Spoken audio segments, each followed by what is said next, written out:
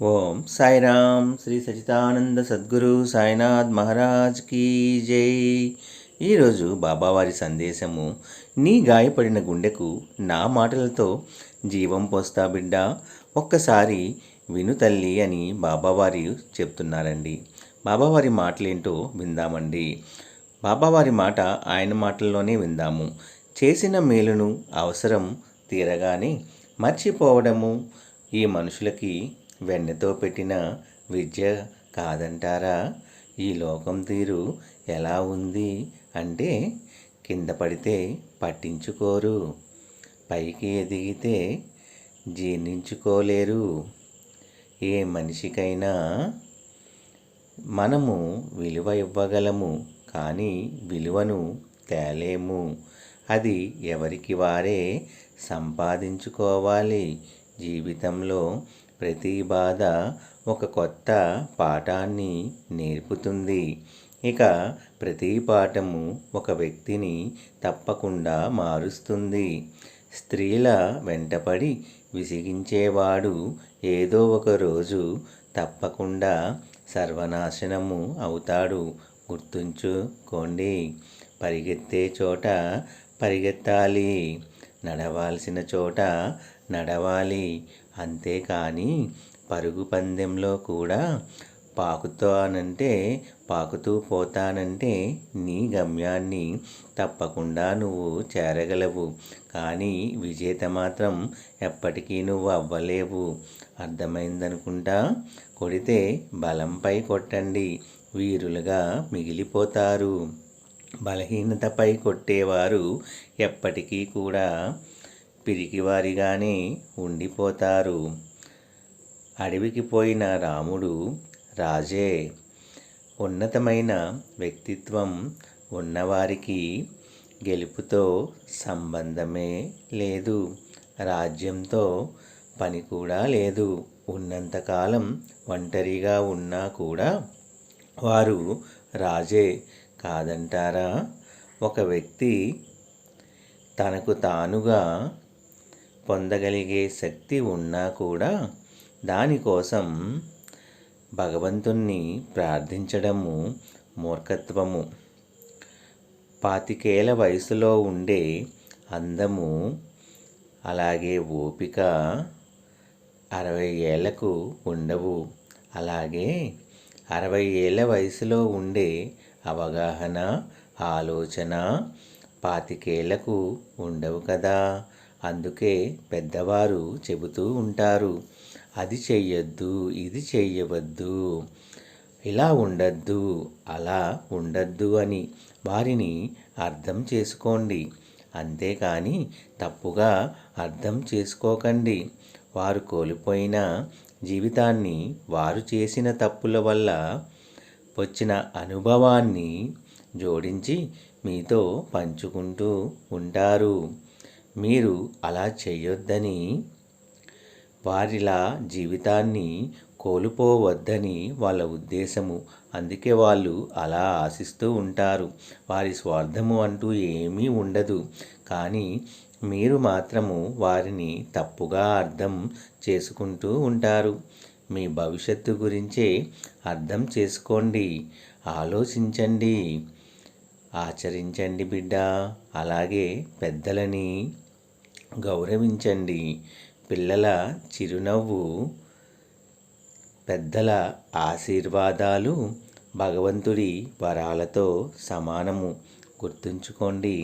మనుషులకి కోపము రావడము మానవ సమాజము అయితే, ఆ కోపాన్ని ఎప్పుడు, ఎక్కడ, ఎవరి మీద ప్రదర్శించాలో తెలుసుకోవడమే కదా విజ్ఞత అంటే. అర్థమైందనుకుంటా. ఒక స్త్రీ నిన్ను నిజంగా ప్రేమిస్తే తన యొక్క మనసు మొత్తము నీకే ఇచ్చేస్తుంది. అందులో ఏ కోరికలు ఉండవు. నీ దగ్గర ఏదో కోరుకొని, ఏదో ఆశించి మిమ్మల్ని ఇష్టపడుతుంది అంటే కేవలం మిమ్మల్ని ప్రేమించినట్లు నటిస్తుంది అని అర్థం. గుర్తుంచుకోండి. మనకు గల శక్తిని బట్టి మనల్ని మనం అంచనా వేసుకుంటాము. అవునా? మనం చేసే పనులను బట్టి ఇతరులు మనల్ని అంచనా వేస్తారు. జీవితంలో స్వేచ్ఛ అనేది ఎవరో ఇస్తే వచ్చేది కాదు. అలాగే ఎవరో బంధిస్తే పోయేది కాదు. నీ తలరాతను ఎప్పుడూ నిందించకు. ఒక కష్టం నిన్ను బాధిస్తే 100 సంతోషాలు నీకోసమే ఎదురు చూస్తూ ఉంటాయి. నువ్వు నమ్మగలిగితే ఇదే పచ్చి నిజం. విశ్వాసంతో ఉండండి. అష్ట కష్టాలు, ఆపదలు, బాధలు ఇవన్నీ లేని జీవితం ఏదైనా ఉందా? ప్రతి జీవితంలోనూ ఉంటాయి. అవునా? అయితే నాకో విషయం చెప్పండి. ఒకవేళ నౌకలన్నీ కెరటాలకు భయపడి కూర్చుంటే తీరాన్ని దాటడం ఎలాగా అవుతుంది? ఎప్పుడైనా ఒక చిన్న చీమని చూడండి. ఆకారంలో చిన్నదే అయినప్పటికీ అది చెప్పే పాఠం మాత్రం ఎంతో గొప్పది. కానీ మనము నేర్చుకోము. అవునా? ఏదైనా చీమని పరిశీలించండి. అది ఆహారాన్ని వెతుక్కుంటూ బయటకొస్తుంది. ఒక చిన్న గింజను చూసుకుంటుంది. ఎందుకంటే పెద్ద గింజ అయితే అది ఎత్తలేదు కాబట్టి. అది ఆ గింజని తీసుకొని బయలుదేరుతుంది. గోడ ఎక్కే ప్రయత్నం చేస్తుంది. జారి పడుతుంది. గింజ వెళ్ళి ఇంకెక్కడో పడుతుంది. మళ్ళీ వెళ్ళి దాన్ని ఉందరకాల మధ్యలో పెట్టుకుంటుంది. మళ్ళీ బయలుదేరుతుంది. పడుతుంది, లేస్తుంది, లేస్తుంది, పడుతుంది. చివరికి దాని పుట్టలో పెట్టి మళ్ళీ బయలుదేరుతుంది. ఆహారం కోసం నిరంతరం శ్రమిస్తూనే ఉంటుంది. కానీ ఓటమిని మాత్రం ఎప్పటికీ ఒప్పుకోదు. మనం నేర్చుకోవాల్సింది కూడా ఈ పాఠమేగా. నిరంతరం పరిశ్రమిస్తూ ఉండాలి. నిర్భయంగా కర్మని ఆచరించడము. ఇక ఇదే విజయానికి వేసే వంతెన. అదే విజయానికి గురి తప్పని అభయ బ్రహ్మాస్త్రము.